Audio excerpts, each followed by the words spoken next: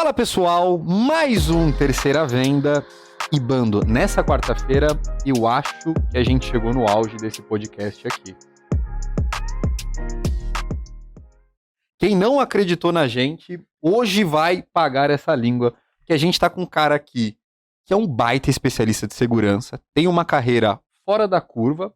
Se botar o nome dele na internet, você vai ver milhões de visualizações e hoje ele tá aqui no Terceira Venda, comigo e com o meu grandioso parceiro, Marcelo Bando. Pessoal, e a gente não pode perder isso, por quê, Luquinha? Porque esse cara é especial. E tivemos um bootcamp com ele, Muito. que além de emocionar todo mundo, trouxe uma experiência de vida profissional. Acho que muitas pessoas se inspiraram. Isso que é legal e para mim foi muito marcante.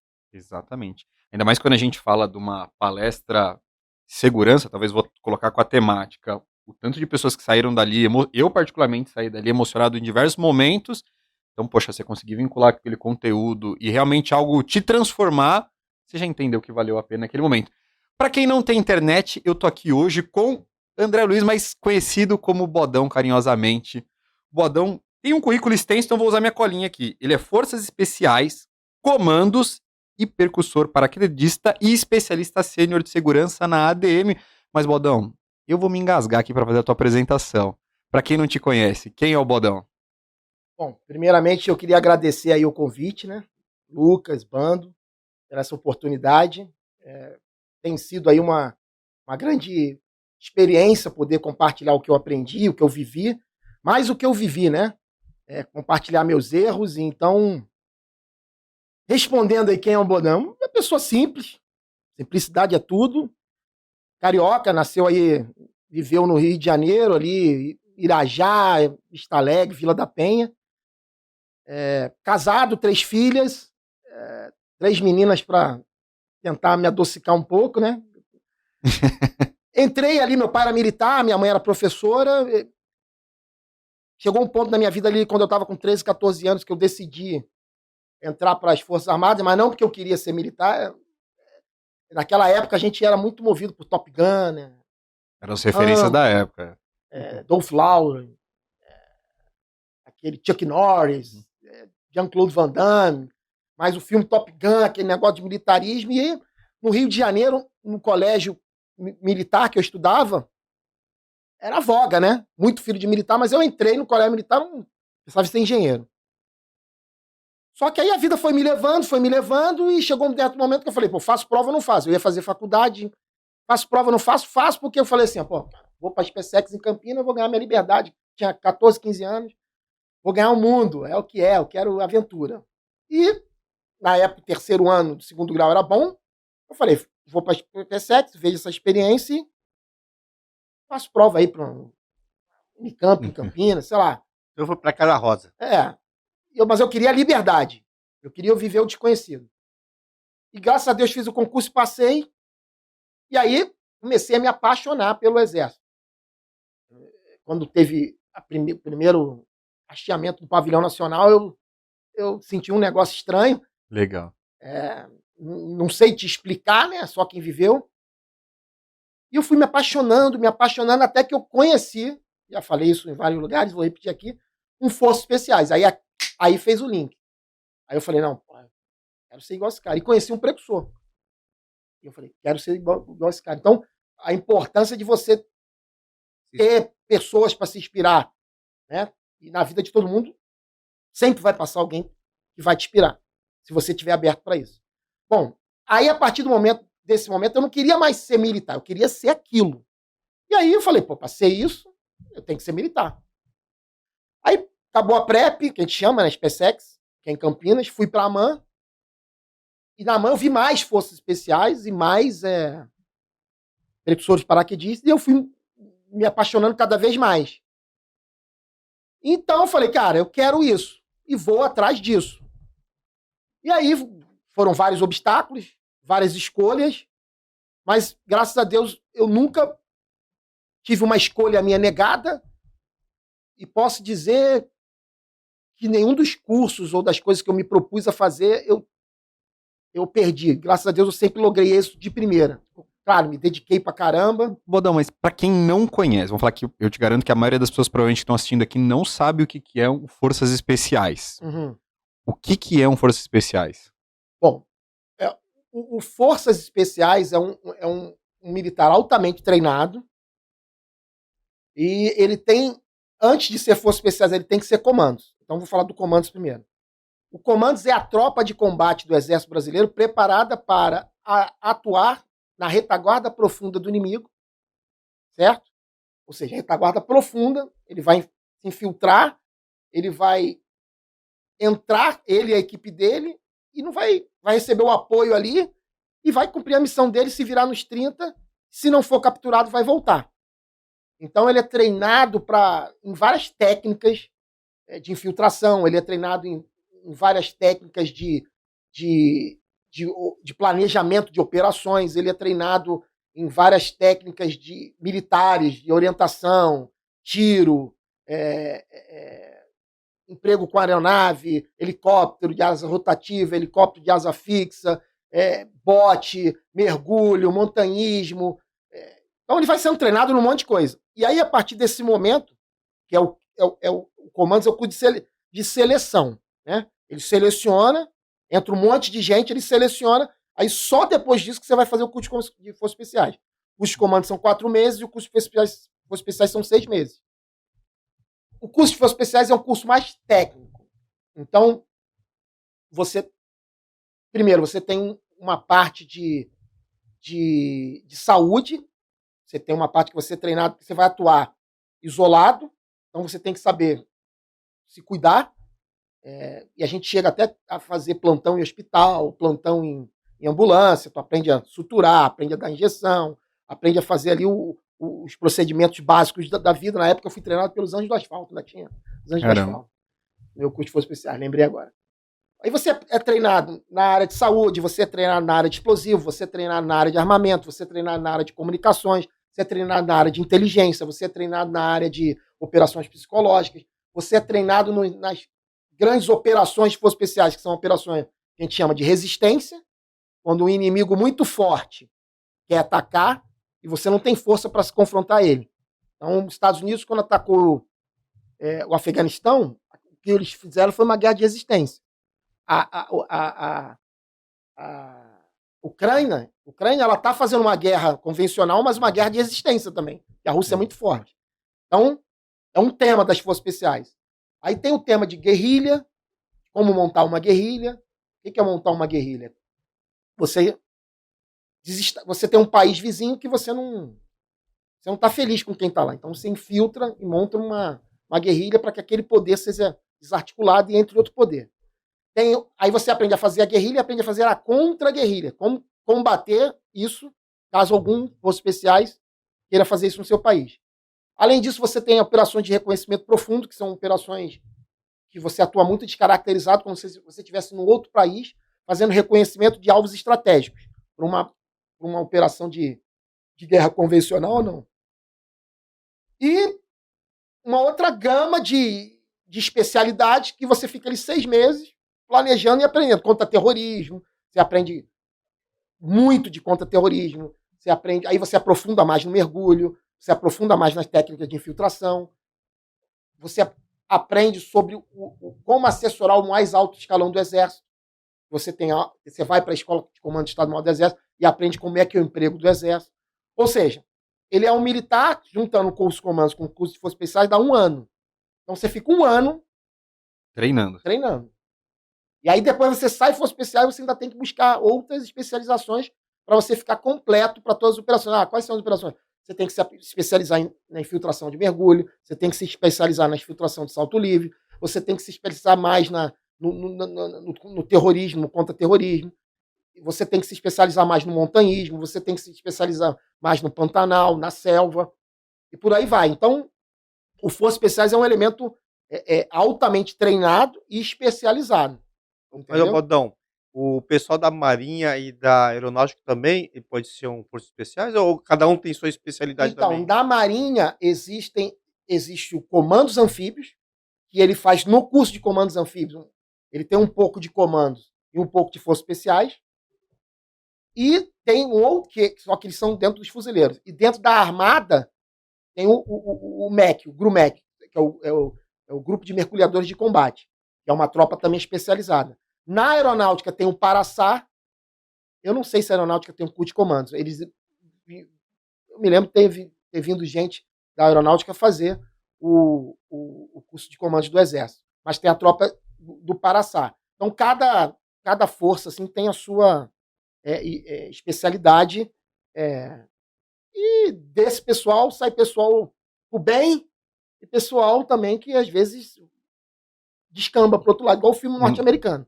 Ô, Bodão, quando você foi palestrar dentro do Bootcamp War, eu vi a admiração de todo mundo que estava lá quando se citava a parte de comandos e forças especiais.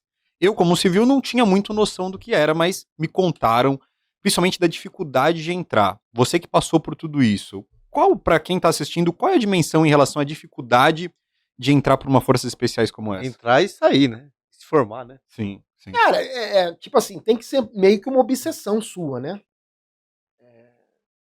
Tanto quando você vai fazer um curso do BOP, tem que ser uma obsessão, porque você vai ser privado de sono, privado de comida, privado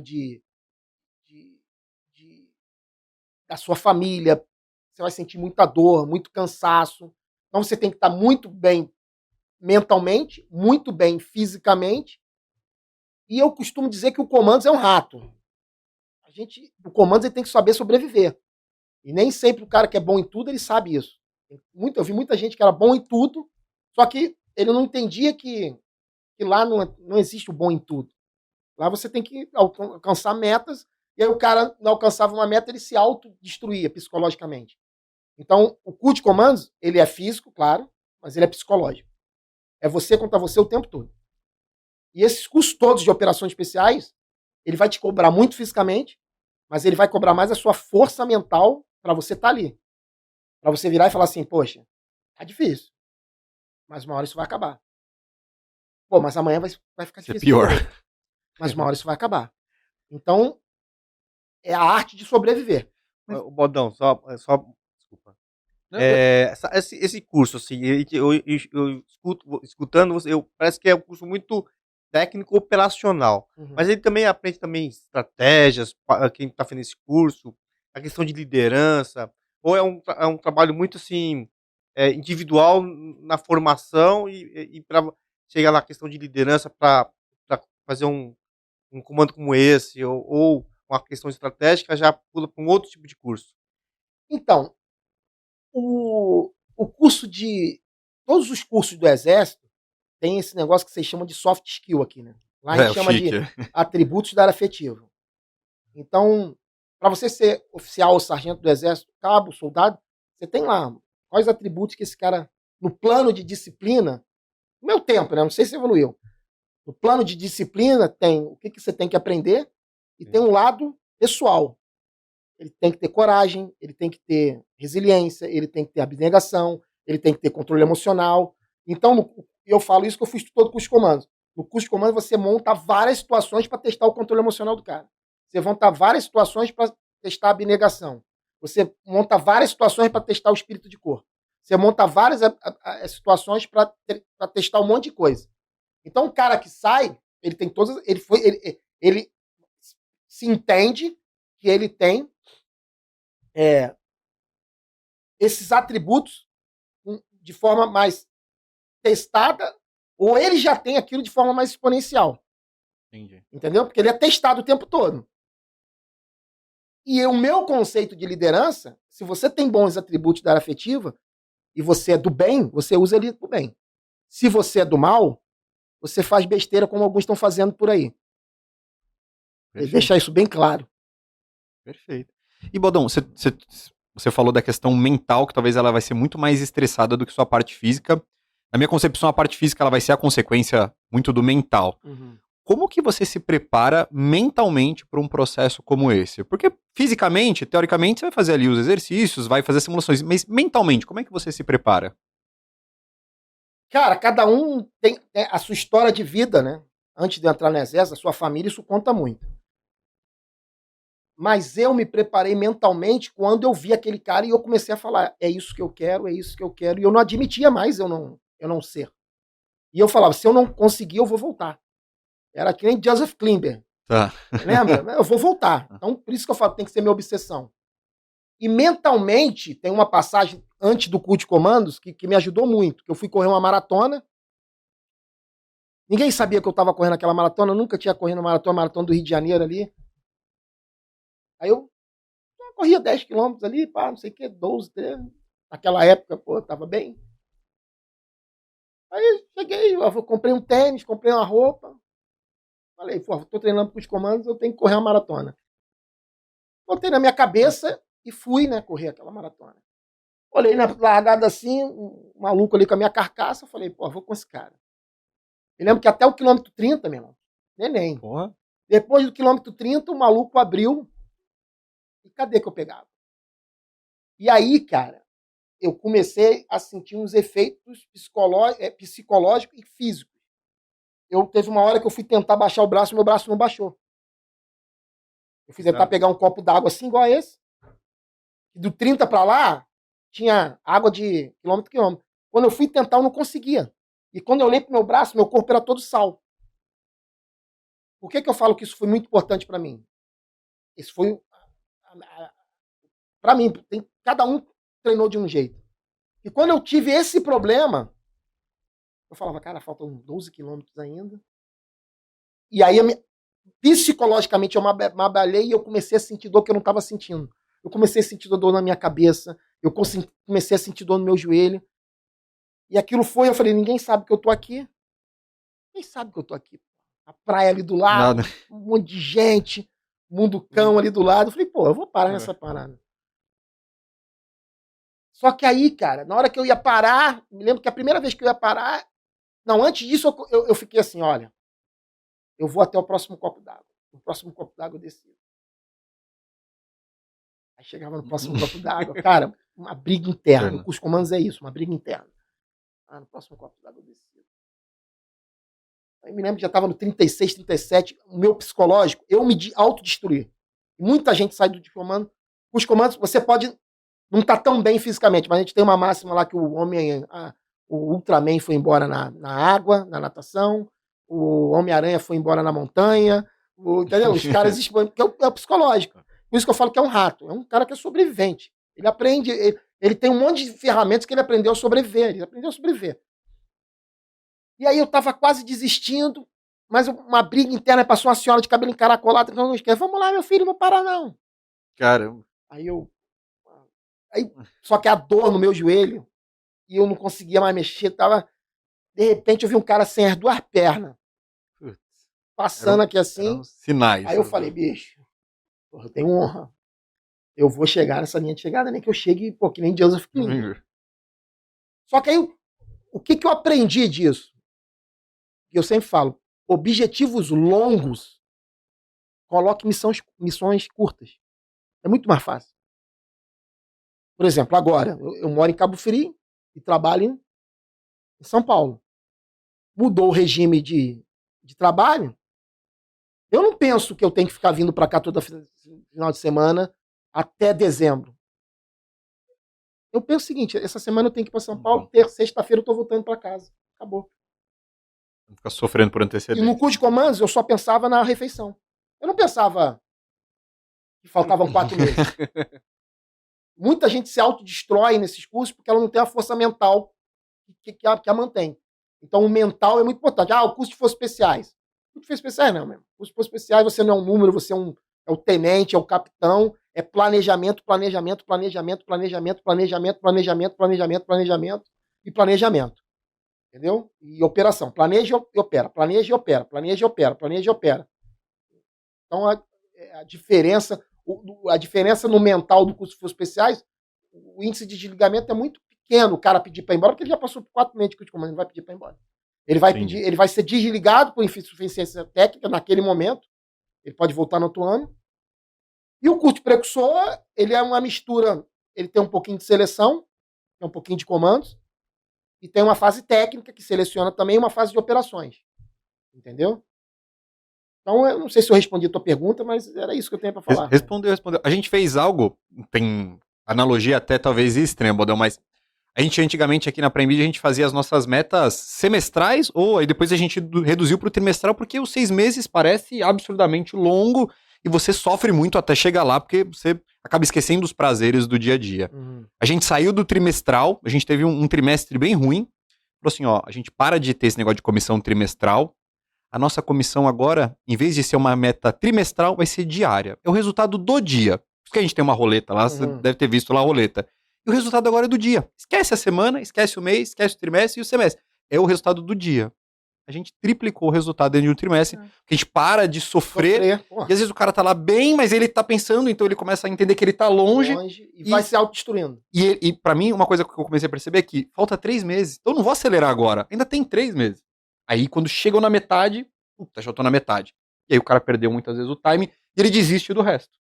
Joga tudo fora. E o importante, eu tenho um coronel Simval, foi meu comandante. Ele falava uma frase, todo comandante que passou na minha vida, eu gravei algumas frases. Ele falava assim, a cada dia um pouco, nem um dia sem um pouco, e a cada dia um pouco mais. Legal. Se tu fizer isso, se tu, quando acabar o teu expediente, tu falar, bicho, hoje eu fiz mais do que ontem, tua meta vai ser batida. Agora, eu acho que o efeito pro cara que fica pensando, mas isso, mas eu ainda tenho, é muito mais autodestrutivo, talvez o efeito diário fazendo. Sim. Porque o diário é o seguinte, meu irmão, tem que bater hoje. E hoje eu tô aqui. Eu tô com todas as energias, eu vou bater. Pô, falta um pouquinho, eu vou esticar mais 30 minutos, eu vou esticar mais 1 hora. Então, meu objetivo era, eu tenho que chegar vivo no almoço. Eu tenho que chegar vivo no jantar. Eu tenho que chegar vivo pra dormir. Eu tenho que chegar vivo no café da manhã. Eu ia assim, quando eu vi, acabou.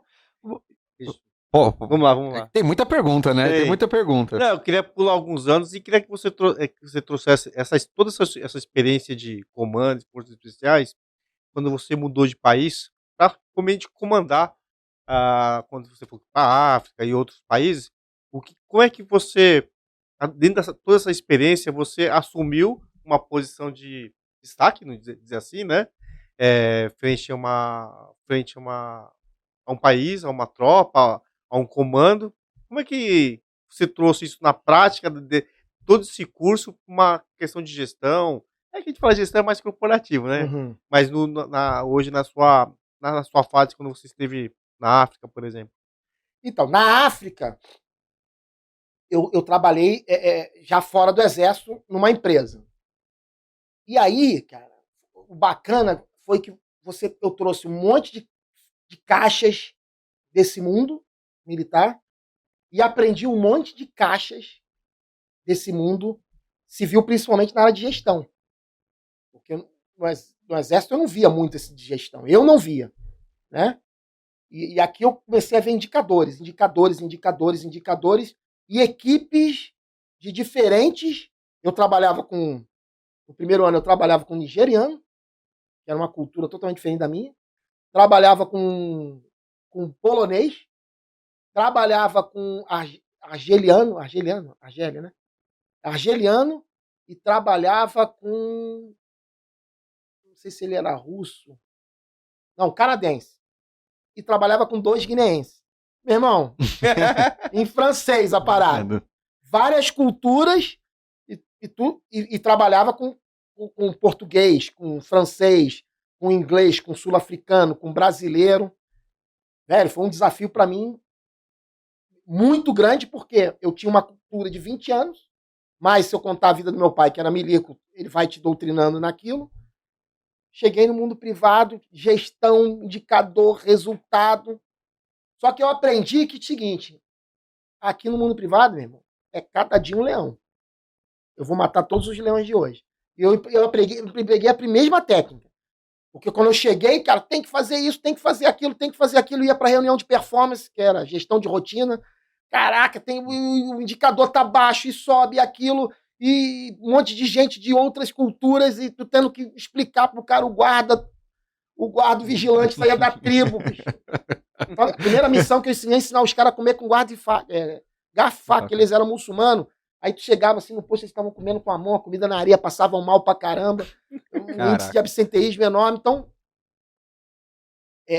eu me considero uma pessoa privilegiada por ter tido a capacidade de viver nas Forças Armadas, viver no mundo privado e na parte da minha vida que eu vivi meio que no funcionalismo público. Então eu aprendi, primeiro, que cada entidade tem muito a te ensinar. Cada pessoa tem muito a te ensinar. Cada cultura tem muito a te ensinar. Então, como é que eu trabalhava? O meu par era um nigeriano. E o cara era legionário. A cultura dele era totalmente diferente. Então era muita conversa. Fala assim, como é que... É muita conversa. É muita conversa, mas muita comunicação. Era um idioma diferente. Os caras da Guiné eles não falavam francês legal. Então era difícil, pô, às vezes desenhar assim, porque o cara ele era meio que analfabeto no francês e ele falava um dialeto dele. Então, muita comunicação, muita paciência, muita vontade. E aí teve uma menina do RH que falou para mim, comandar a equipe é 70% pessoas e 30% às vezes trabalho. Eu nunca esqueci isso. Comandar a equipe é 70% de pessoas, 30% trabalho. E eu fui nessa linha. Conversa. Eu estava acostumado a ter coronéis e generais me mandando. Aí eu peguei diretores, gerentes, todos de culturas diferentes da minha. Eu tentava entender, bati muita cabeça, errei muito e-mail. No Exército eu tinha uma mania que tinha que ser detalhado, tinha que explicar. Primeiro e-mail que eu mandei detalhado pro meu chefe, que era italiano, meu irmão. Na época a gente usava Black Bell, né? Ele foi, viajou, chegou, tá vendo aqui o Black Bell? Tá vendo o tamanho da tela? Tem que caber na tela. Tu tem que me falar, não cabe na tela, é sinal que você tem que me ligar. Eu não tenho tempo para ficar vendo um e-mail desse. Cara, foi a primeira pedrada que eu tomei, assim. A crente que tava abafando, cara. Contando o relatório ali, que nem no exército, né? O cara entendendo o detalhe, ele já deu, aqui é um mundo privado, ele já mandou, aqui é um mundo privado, cara. Aqui as coisas são, os leões são... E aí, ou seja, o meu grande desafio foi mudar a minha forma de pensar, estar aberto a isso, mudar meu mindset de comunicação e se comunicar muito, mas muito. Mas você teve ajuda? Pediu ajuda ou teve ajuda de alguém para Transição, né? Então, quando eu saí, eu fui só com militar, né? Foram 5 forças especiais que foram. O negócio lá era meio esquisito. Os caras contrataram 5 forças especiais e tiraram 5 forças especiais que eram franceses da Inglaterra, lá, sei lá, onde os caras eram. Só que os caras não tinham tato com os brasileiros. Os caras eram pau é pau, pedra é pedra. O cara já, olha, botei uma equipe lá é muito perigoso, só que os caras não deixam o pessoal fazer nada. A gente tem que prover a segurança pro pessoal para ver, fazer aquilo, determinar a hora, a gente tem que virar e falar assim, ó, daqui não vai. Porque daqui eu não seguro. Os caras não, eles cortavam na veia. Quero ir na piscina, não pode ir na piscina. Entendi. Do hotel. Quero não sei o quê, não pode. Então, a gente teve que manobrar. Mas eu acho que grande aprendizado desse meu começo é comunicação, e tua equipe é 70% conversa e 30% talvez o operacional. Escutei isso numa menina do RH. Ô Bodão, você falou uma coisa que pra mim agora ficou marcado, né? Poxa, você viu que eram comandos e falou assim, eu quero ser isso. Uhum. E passou por um baita desafio pra chegar lá.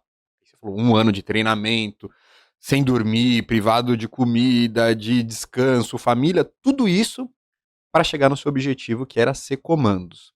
Quando a gente fala do mundo corporativo, o Colette fala muito aqui da questão do propósito. Lá, talvez eu entendi que você tinha um propósito muito claro. Como que você acha que uma empresa consegue ter um propósito que consiga engajar um colaborador da mesma forma que aquilo ali tinha um significado para você? E se você acha que é possível, porque acho que esse é o grande desafio, porque um comandos não tem uma remuneração como talvez um corporativo, mas uma empresa muitas vezes não consegue engajar um colaborador, como eu vejo na área militar, que as pessoas passam lá, tem 50 anos do que já passou e ainda comentam, mantêm o mesmo grupo, são apaixonadas por aquilo. O que você acha que falta para o corporativo para ter isso? Olha, eu acho que falta, e eu trabalhei numa empresa que tinha muito isso. O engajamento passa, primeiro, pela empresa ter um código de ética e de conduta claro, treinado e massificado. Então tem que estar claro para o empregado dela qual é a minha missão, qual é a minha visão, quais são os meus valores, o que eu acho certo e o que eu acho errado. Nessa empresa que eu trabalhei, eu aprendi isso e as pessoas que estão lá, você vê que tem amor. Nenhuma reunião começava, primeiro slide, missão da empresa, visão, tinha todos os valores. Aí começava assim, alguém para comentar sobre os nossos valores, alguma experiência que teve. Toda reunião. Aí o cara, pô, hoje eu vi não sei o que lá, eu acho que tem que... E isso foi massificado. Nas Forças Armadas, você pega um garoto, entra soldado, no primeiro mês ele toma uma lavagem cerebral mesmo. Ele sabe exatamente o que você quer dele e se fomenta nele o que ele tem que entregar. Isso é no primeiro mês de oficial, nos primeiros meses de oficial, no primeiro mês de sargento, no primeiro mês de cabo soldado. Os valores da instituição são jogados. Algumas pessoas depois podem jogar esses valores fora. Sim. Mas a maioria que está ali não está jogando. Isso fica bem claro. Se tu entrar numa empresa em que esses valores não estão claros, em que a visão da empresa não está clara, em que os valores da empresa não estão claros, que o código de ética e de conduta da empresa não está claro, e aí tu fala, mas o que é os valores? Os valores é a forma de lidar, é a forma de trabalhar, é a forma de agir, é a forma de relacionar. Entendeu? Exemplo, valor, colaboração. Tu entra em empresa que o macaquinho não é meu, o macaquinho é teu. Não, o macaquinho não é meu, o macaquinho é teu. Não, se na empresa criou um negócio assim, meu irmão, o macaquinho é de todo mundo. O macaquinho é de todo mundo. Não é porque ele tá com problema que eu tô bem. A muleta dele hoje é a minha justificativa. Mas no final a participação no lucro de todo mundo vai descer. Então eu acho que essa parte de valores, de visão, e até a tua avaliação, né? A avaliação das Forças Armadas é você avaliado na parte competência e na parte de soft skills. Nessa empresa que eu trabalhei, você era avaliado na parte de competência e na parte de soft skill 360. Então, na parte de competência, entrava lá zelo, abnegação, resiliência. Entrava lá da empresa. Não entrava igual das Forças Armadas, que entrava muito mais. Mas eu recebia nota, tanto da minha parte pessoal, e a gente, nas Forças Armadas, já tinha, olha, o trabalho, às vezes, é mais relacionamento. Você vai alcançar objetivos maiores quando você souber se relacionar do que se você só for muito bom tecnicamente.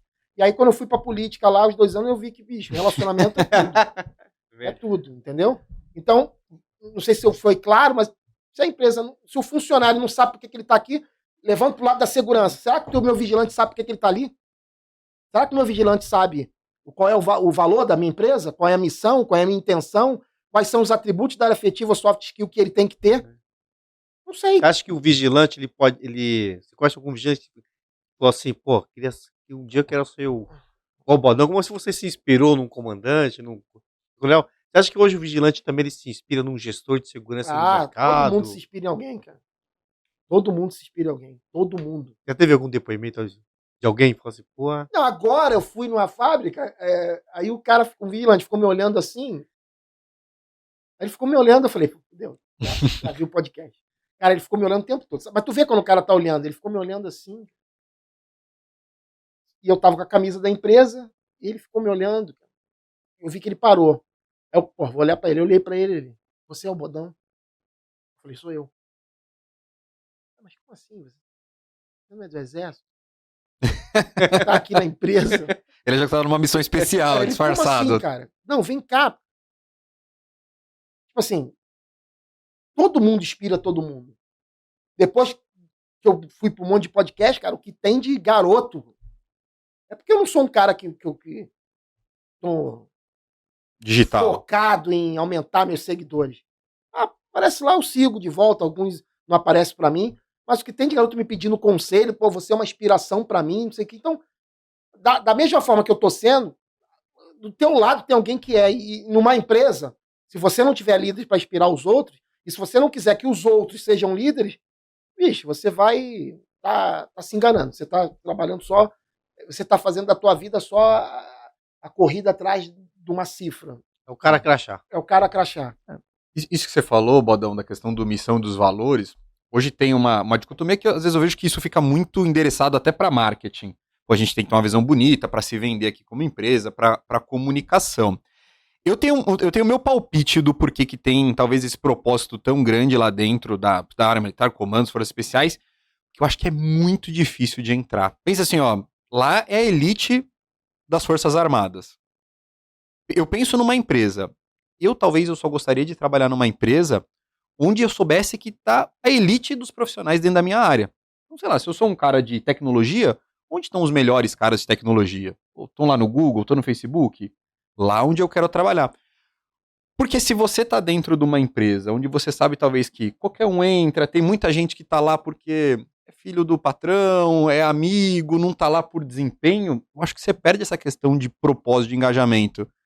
Porque eu vejo muitas pessoas, por exemplo, você tem lá na empresa do Colette, lá, ele fala que ele não acredita em missão e valores lá. Eu conheço os colaboradores dele, muitos estão engajados, porque sabe que ele tem um nível de requisito muito alto, tem um nível de entrega muito alto, e eu acho que os melhores querem estar com os melhores. Eu sou muito crítico, às vezes, quando eu vejo uma operação comercial, de ter um cara lá que não performa, o quanto ele provavelmente atrapalha a equipe, de você deixar ele lá, de você ter uma equipe meia boca, o quanto não vale mais a pena você ter um processo seletivo, tudo bem, não precisa ser um processo seletivo das forças especiais, mas que você vai garantir que ali dentro da tua empresa só vai estar quem é alinhado com os valores, cultura, você tem um processo seletivo rigoroso para você garantir. Quem está lá dentro está em alta performance. Acho que se você estiver do lado de um monte de gente que está meio ali acomodada, gato gordo, não quer muito entregar, acho dificilmente ou você sai, porque aquele ambiente não é para você, e você vai querer estar com os melhores, ou você vai acabar virando parecido.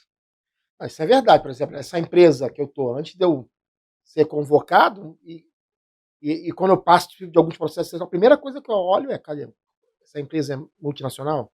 Qual o tamanho dessa empresa? Onde ela está? É o desafio. Eu falo, pô. Não, essa empresa é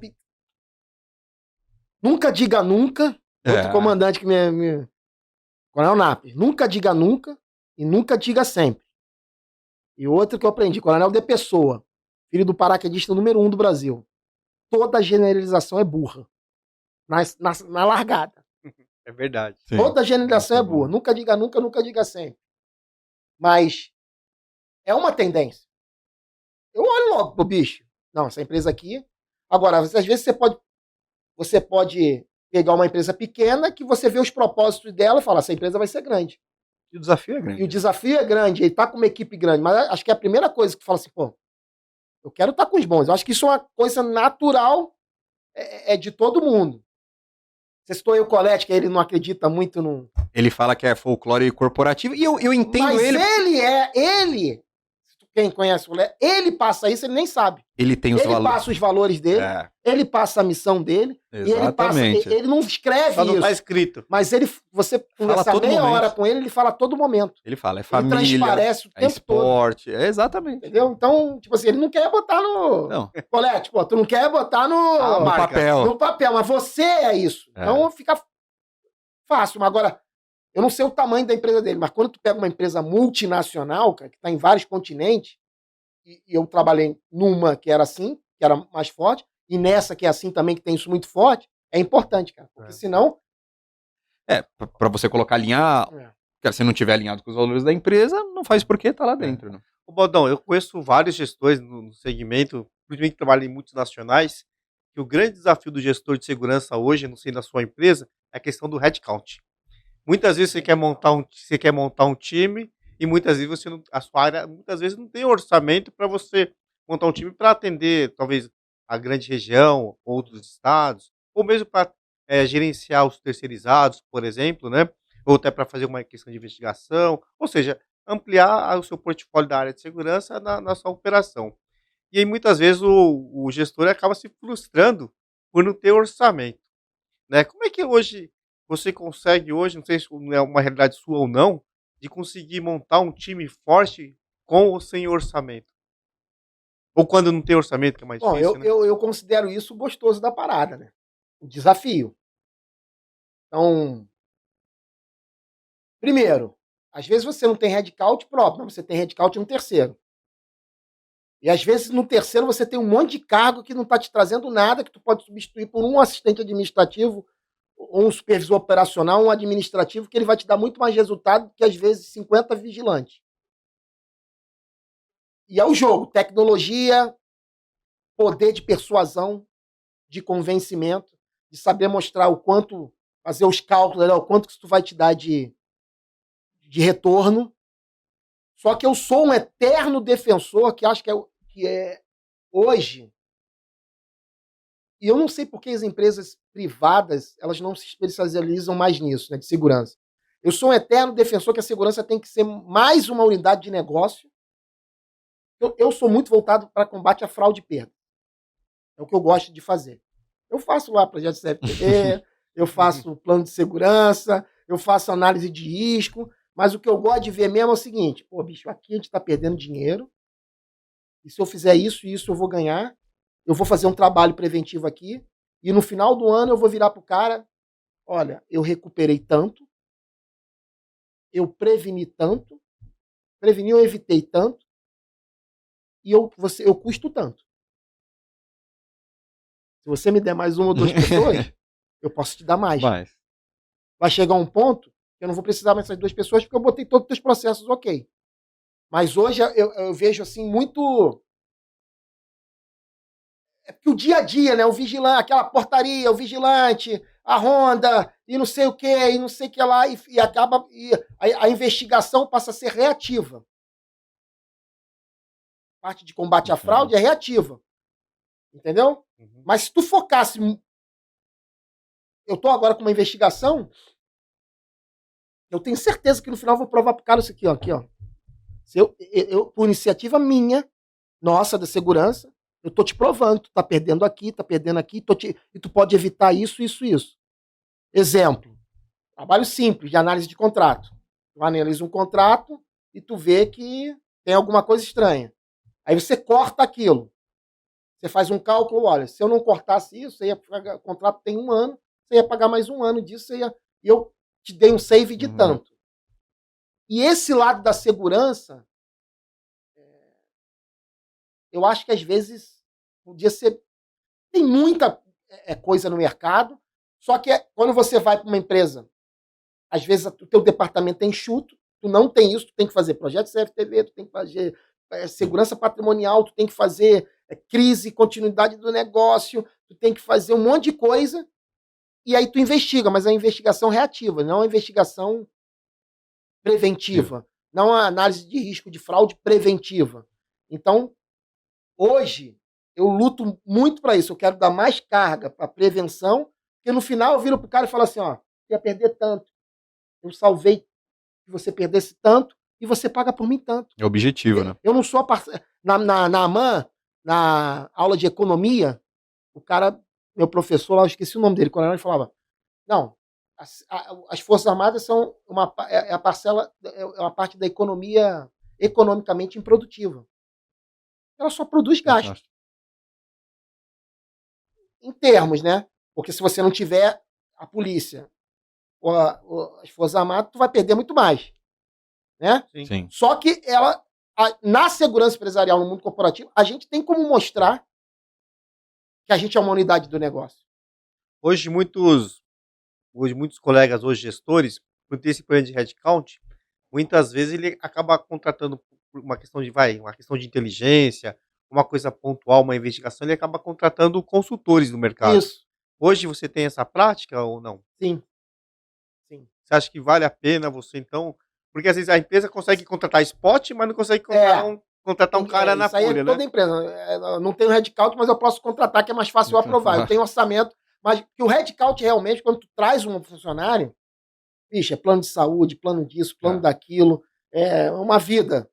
E às vezes você tem aquele problema temporário. E o serviço de consultoria também, porque às vezes tem coisas mais profundas que você não dá para ficar com uma equipe profissional para aquilo. Mas eu acho que nesse campo nós ainda temos aí vasto campo ainda, que a gente pode aprofundar mais. Eu queria até ter ido nesse bootcamp de perda. Vai ter de prevenção agora. Eu gosto disso, mas dá tempo. No próximo eu vou. Não, no próximo eu tenho uns trabalhos para fazer, mas no próximo eu vou. E é um bootcamp que todo mundo se surpreende com a abrangência do assunto, porque sai só do aspecto segurança patrimonial, homem-hora, e você começa a entrar muito mais na estratégia do negócio. Né? Começa a subir de cara. Você acredita, Bodão, que essa demanda per essa parte de prevenção, ela não acontece pelo lado do fornecedor de ter esse portfólio mais amplo por falta de necessidade desse tomador de pedir mais, que ele só pede o homem-hora, ou porque quando você olha para a gama de fornecedores, eles não estão tão preparados para executar esse tipo de serviço? Bom, eu não sei se é ignorância minha, mas as grandes empresas de segurança, eu quase não vejo esse trabalho. Se eu falar, eu quero te contratar para vir aqui fazer essa. Ele vai fazer uma análise de risco, mas a análise de risco dele é muito, tem grade, tem iluminação, instalações. tem câmera, é patrimonial. É patrimonial. Se eu virar para ele e falar assim, eu quero que você faça uma análise de risco aqui Do negócio. do negócio de fraude. Eu não sei se tem muito no mercado. Talvez as Big Tech aí, Nest Young, KPMG, as empresas mais voltadas, as grandes empresas de segurança, talvez seja uma coisa que também ela deve falar que é difícil de vender, eu estou ganhando marco vigilante, eu não vou mexer. E aí esse também é um tema sensível, né? Sim. É toda empresa que quer compartilhar as suas limitações do negócio. Mas eu acho que iniciativas como essa do Bootcamp e cursos na parte de prevenção de perdas e o grande lance, eu me lembro quando eu entrei na empresa, agora eu estou estudando para me certificar, era para ter feito a prova. Tem o CPP, né, e tem o CFE, que é de fraude. O cara lá mapeou tudo, bicho. Quase que tudo. Quase que tudo onde pode dar problema. Mas aí eu pergunto, empresas do ramo tal. Precisava de um cara que falasse assim, nessa empresa aqui, os problemas de balança são esses, meu irmão. Nesse ramo aqui, os problemas são esses. Nesse daqui, só que é um puta trabalho. Sim. Empresa do ramo disso, os problemas são esses. Os problemas são esses. Cada um sabe sua dor, né? Cada um sabe sua dor. E acaba que cada um fica com o seu conhecimento e a experiência do profissional que vai dando. Ninguém escreve um livro para falar, no ramo tal, o problema é esse. No ramo tal, tu pode mapear isso que tu vai encontrar. Nesse curso, você vê muita coisa mapeada, né? Mas ele fala o tipo de problema e o que você tem que fazer para detectar, para prevenir, e ele dá um monte de exemplo de coisas que o pessoal fez. Só que por que eu defendo sempre isso? Porque é a única parte da segurança que tu não vai ser economicamente produtivo. No final, tu vai virar pro cara e falar assim, meu amigo, tu ia perder tanto. Eu preveni tanto. Vou dar um exemplo aqui. Quando eu estava nessa empresa, só para tu ficar mais claro. E muita gente faz isso. Não vou ficar cagando goma aqui, não. Deve ter muita gente que faz isso.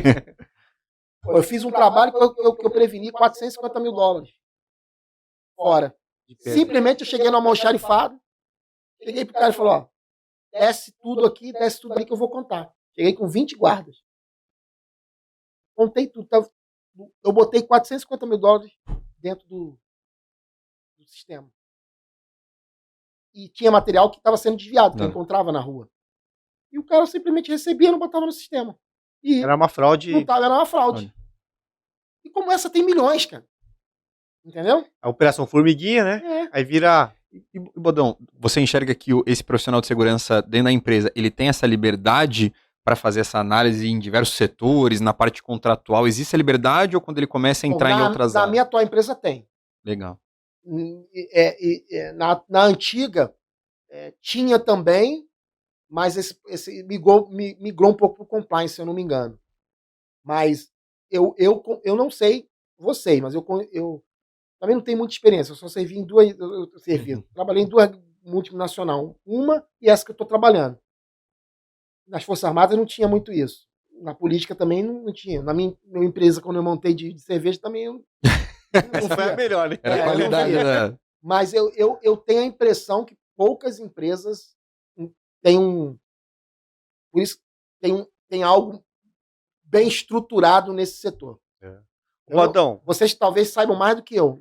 Eu vejo que talvez tenha a dificuldade da abertura da empresa, de ter um profissional lá dentro que fala assim, esse aqui se ele não for denominado o cara de, sei lá, de prevenção de perdas, como é o Ozawa, dele ter essa liberdade de penetrar por todas as áreas e achando perdas, porque assim, não sei se eu tô errado nessa visão, Bodão, mas pode parecer para a empresa assim, eu encontrei uma deficiência aqui, de essa deficiência apontar para um culpado e de entender, poxa, se aconteceu isso aqui, esse cara dessa área devia estar olhando para isso, então não enxergar esse profissional de prevenção de perdas com bons olhos, porque ele vai ser o X9 da empresa. É porque tem um dolo, tem que ver quando é dolo e quando é culposo. Sim. Errei. E aí o pessoal fica meio arisco. Né? Mas a grande culpa do profissional de segurança não ter posição numa mesa executiva é dele mesmo. Porque hoje ele está muito atrás do cara crachá ou de buscar furto, ao invés de olhar o negócio. É o negócio. Então, assim, muitos gestores hoje no mercado da ACE, por exemplo, lá que estão em grandes posições, o cara está sentado na mesa do executivo. Ele responde para um VP, ele responde para um CFO, né? Ele responde pelo negócio de segurança. Então, agora aqueles caras que ainda continuam, ainda tem gestor de segurança, que é o cara que quer pegar o cara na rua, quer pegar o pequeno furto, quer cuidar do patrimonial, né? Então, assim, esse cara dificilmente vai crescer, né, Baldão? Vai. Eu acho que a tendência do mercado é essa, e a segurança tem que se mostrar cada vez que ela é uma unidade do negócio, meu irmão. Eu não te dou lucro, eu não produzo nada, mas eu te dou, eu me pago, e indevido que tu... Vai garantir que o lucro chegue para você. Que tu gaste. E outra coisa que eu falo que, tipo, das grandes prestadoras de serviço, eu trabalhei numa gigante. Eu falo para você que hoje no Brasil tem 100 anos a terceirização. E prestar serviço hoje de segurança patrimonial no Brasil é muito fácil. E deveria ser mais barato. E eu te falo o porquê. E por culpa também de gestores old school, que muitas vezes eu não deixa, até hoje está mudando um pouquinho, mas hoje muitos gestores, ao longo do tempo, não deixou o prestador de serviço também sentar na mesma mesa para discutir estratégia de segurança. Muitos gestores falam assim, deixa os homens aqui que a operação é minha. Ou seja, muito prestador só entregou a mão de obra. Mas não porque quis. É porque muitos gestores de segurança, tomadores de segurança, chegam assim, não, põe os caras aqui, a operação é minha, o processo é meu, e manda o supervisor aqui vir aqui só para cuidar dos benefícios do pessoal, trocar o uniforme e assim por diante. Ou seja, muitos prestadores acabou emburrecendo, para dizer bem a verdade, emburrecendo, por falta também de oportunidade de sentar na mesa com você, gestor de segurança, e você, de que forma eu posso te ajudar na segurança do seu negócio. E é importante tu falar isso, porque eu cometi muito esse erro no meu começo. Não quis falar de você não, hein, mano? Não, mas é importante, você que me conhece sabe que eu não errando e reconhecendo que tu aprende. No começo, eu via que a outra empresa, a contratada... Limitada, né? Limitada, eu falei, meu irmão, me dá que eu boto meus valores aqui e vou tocando. Só que eu peguei depois outras grandes empresas e com esse vício errado, às vezes eu tolhi. E hoje, mais maduro, eu já, nesse novo contrato que a gente está rodando, a ideia é, vamos sentar aqui, cara, o que tu tem para falar, o que tu tem para... A ideia é essa, mas eu fui aprendendo. E isso realmente é um problema que tem que ser colocado à mesa. Mas eu também acho que, às vezes, as empresas, elas não forçam. É porque... o cara quer a sua mão de obra, deixa que ele se vire. É porque eu falei que hoje é fácil prestar serviço. Porque você, na verdade, só coloca o uniforme no cara. Muitas vezes. E outra coisa, que eu acho que ainda tem um pouco no setor de segurança. Tem muitas empresas que o departamento de segurança está dentro do setor administrativo e é tocada por um cara do administrativo. Ixi, tem muito. E aí o prestador de serviço, ele, bicho, tem um monte de cara que não sabe nada. Aí quando pega uma empresa e tem alguém olhando, entendeu? Aí começa o confronto. Mas ele fala, a maioria das empresas não tem. Não tem. E aí eu vou falar uma coisa que é cultura do brasileiro. Eu vou te dar uma coisa prática. Em Moçambique, quando eu vivi, a embaixada do Brasil, eu podia entrar e passar a mão na bunda de qualquer um ali que eu conseguia entrar. A embaixada dos Estados Unidos é do outro lado. Cadê que tu consegue entrar? Cadê? Disciplina, né? Irmão, e eles estavam construindo uma outra embaixada. Por que eles são assim? Porque eles já se arrebentaram. Tem milhões de problemas. Nós não somos eles. Mas, do jeito que estava na nossa embaixada, e é cultural. Então, o brasileiro não tem cultura de segurança. Ponto. É reativo, né? É reativo. O brasileiro é reativo. Não sei, na América do Sul se é assim também. Mas muitas empresas acham que não tem que ter um departamento de segurança, que não tem que ter um cara. Tipo assim, você não precisa ter um cara de segurança ligado a um. Mas a maioria das empresas é o administrativo que toma conta da segurança. E o cara não é formado para isso. Eu já vi o pessoal falando assim que o brasileiro ele copia mais ou menos o americano e o europeu, uma segurança preventiva, que você tem a segurança reativa e tem a segurança ostensiva, que eu falo que são os pessoal lá dos israelenses, tal, bastante ostensivo, né?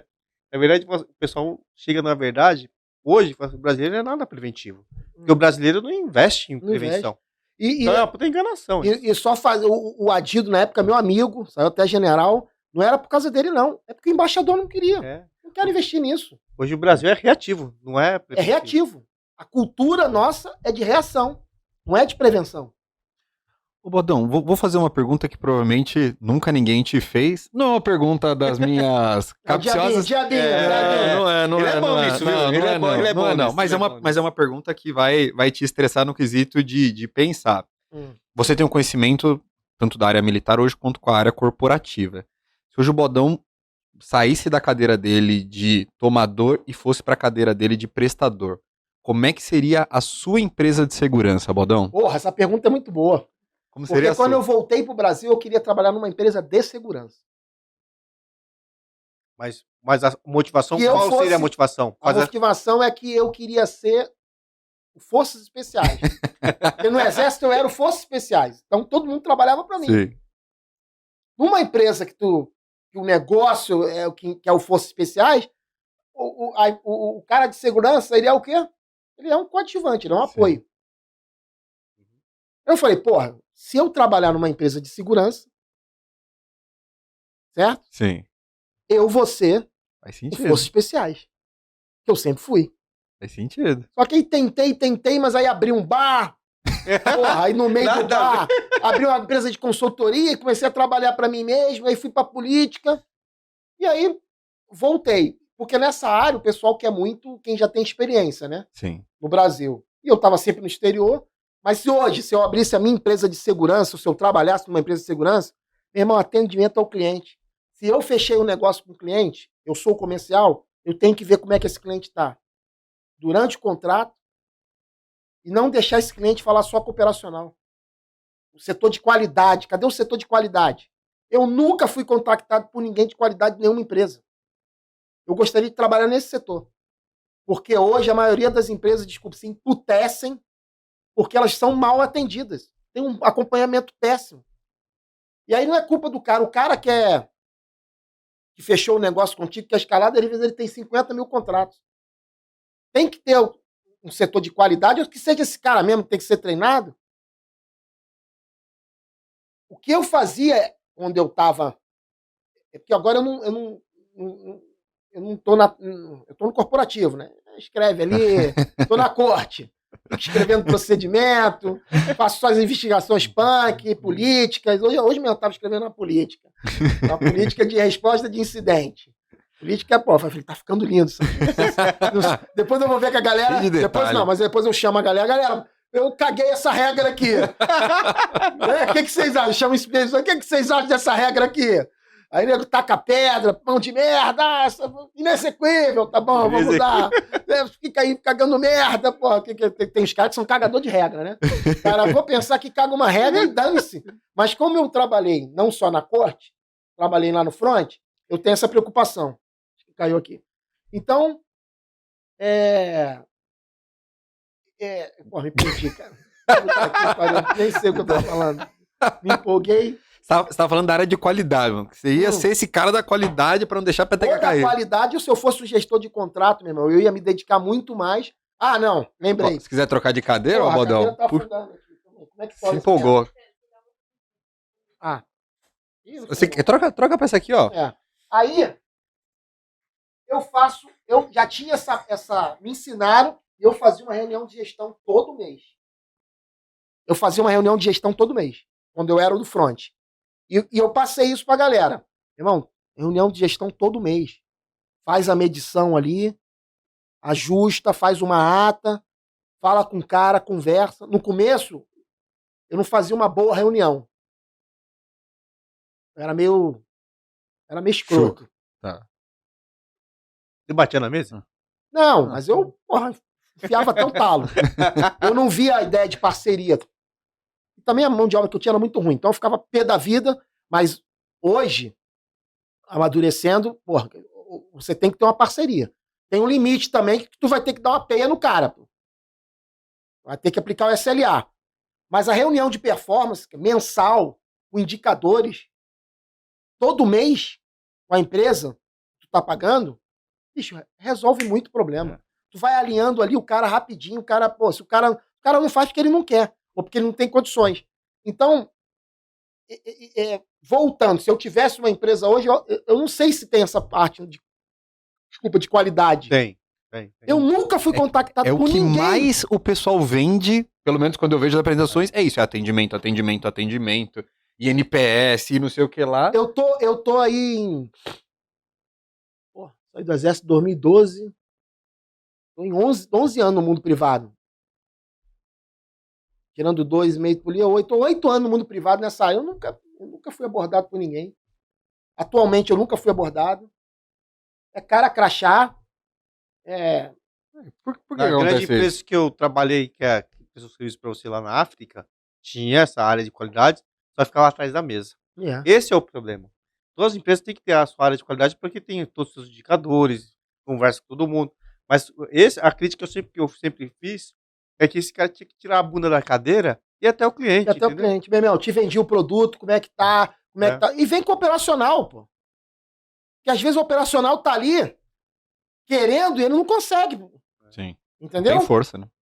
Então, tipo assim, hoje, uma parte que eu ia atuar pela minha experiência, bicho, cadê esses caras? Cadê o cara pra vir lá e falar assim, cara, como é que tá o meu vigilante? Aí eu vou falar, teu vigilante não sabe isso. Tem vigilante que não sabe tomar uma posição, cara. Ô, Bodão, sabe qual No exército, a primeira coisa que você aprende é ocupar uma posição. Eu, com 15 anos, fui ser vigilante. Me deram um fuzil, me jogaram num posto lá na Vila dos Oficiais, em escuridão, meu irmão. Eu tinha medo de espírito, eu tinha medo de todo mundo. Caramba, o que eu fiz, meu irmão? O que eu aprendi? Posição coberta é brigada. Se eu sair daqui, eu vou pra lá. Minha evacuação é pra lá. Comunicação. Tu chega pra um vigilante, meu irmão, o cara não sabe. Não são todos, não. Mas ele não sabe. Aí vai desde o negócio básico até, botar todos os documentos de saúde e segurança. Preencher aquela papelada toda. Entendeu? Falei, você não me vem com uma solução. Você não me vem com uma solução. Ô, Bodão, se você perguntar para 10 gestores de segurança em relação a uma fragilidade, uma carência que tem a empresa prestadora de serviço, ele vai falar que é supervisão, que não agrega valor, que uma série de É coisas. mão de obra. Como seria a sua supervisão? Bom, se eu sou um supervisor hoje, ou como eu tenho lá 15 postes.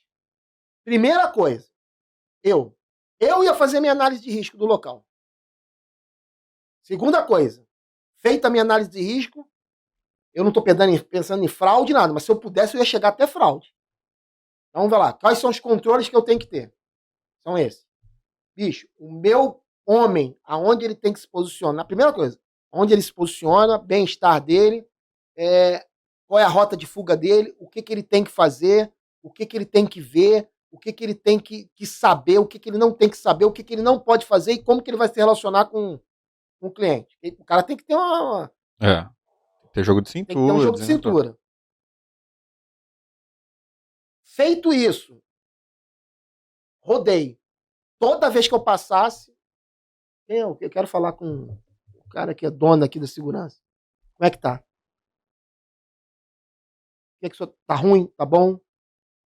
Tem cara que passa a fazer a inspeção no posto, meu irmão. Não fala. E pato, bola, macaco, chiclete, mete o pé, meu irmão.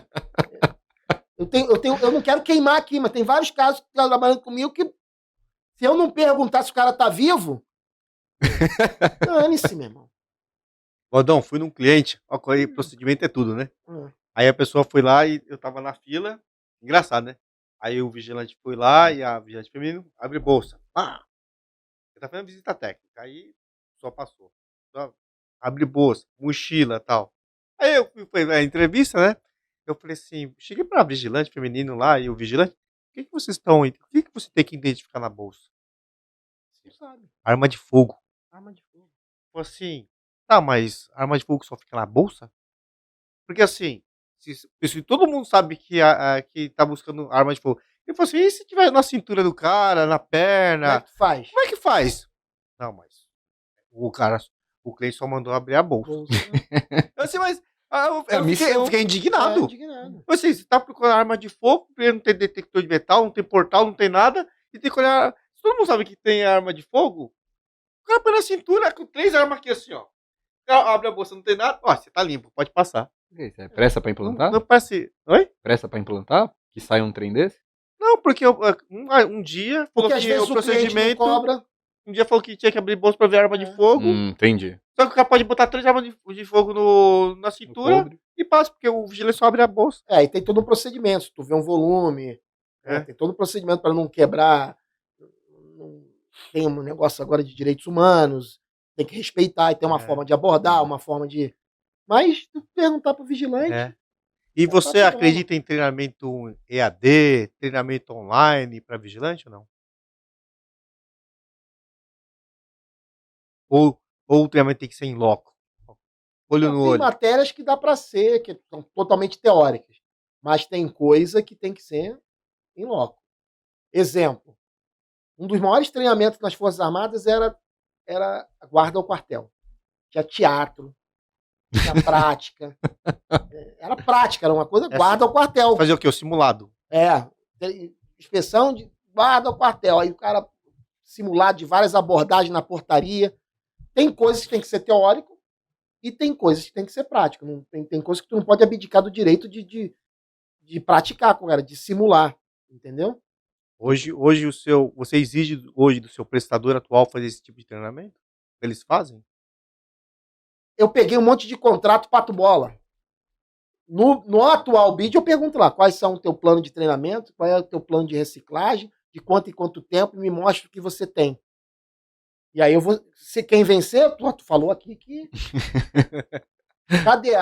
Me manda aí a assinatura. Cadê o treinamento? Mas esses que estão, eu não consigo, porque está em contrato. Ninguém falou que eu tinha que fazer isso. Aí tem cara que fala, segundo a legislação, é previsto 32, se não sei o que, é previsto 1, a gente segue a legislação tal, e ninguém cobra. Bodão, vamos mudar um pouco de assunto? Eu queria saber de gestão, Bodão. Uma coisa que me marcou muito na tua palestra, que coitada, a Yara, que meu time aqui sofreu no dia seguinte, porque você volta, né? Porra, querendo, volta, você fala, volta um canuque, cano nuclear, né? Eu falei, poxa, Canuque, pô. Eu sou o FE lá que falaram como é que é, festas e eventos. Festas e eventos. Maluco do Mas eu falei, rango. pô, é fé. O Bolão falou assim, é fé, pô, você é fé. E aí você chega aqui querendo mudar, porque uma coisa que me marcou muito que você falou sobre gestão, que os teus principais líderes que fizeram você crescer mais foram aqueles que te exigiram muito. Mas muito, muito, muito. Eu não cheguei muito a entender o quanto você considera isso positivo e aplicável hoje no dia a dia, nem dizendo no corporativo. Mas eu queria mais saber de você, Bodão. Como que é o teu modelo de gestão e o que você acredita que é um modelo de gestão bem aplicado com a equipe, eu tô falando. Talvez eu não falei também um detalhe lá, né? Na próxima eu vou falar. O cara, ele estava liderando forças especiais. Ele estava liderando o cara que não admitia que falasse para ele. Tu não consegue? Porra, se alguém falasse pra mim, pô, até fraquinho, tu não consegue, eu virava um bicho. Os meus atributos da área afetiva foram selecionados para não aceitar a derrota. E quando tu fala pra um cara desse, não, vai fazer, porque isso, e o cara te cobra, ele sabe quem ele tem do outro lado. Então isso não funciona para qualquer um. Porque tu pode destruir uma pessoa que não tem essa ideia. Ele conhece o pilotão, né? Ele olhava, pô, aqui só tem forças especiais, só tem comandos, eu vou sugar desses caras até a alma deles. Porque, eu sei que o perfil deles é não admitimos ser desafiados. Não admitimos. Tem uma frase dos comandos, que não sabendo que era impossível, eles foram lá e fizeram. Valores. Então, tu ficava assim, caralho, meu irmão, não acredito que esse cara tá falando isso. Esse cara não tem fim. O filme do Missão Impossível foi entendeu? baseado nisso. Mas, então, tipo assim, cada forma de liderar também depende do teu público-alvo.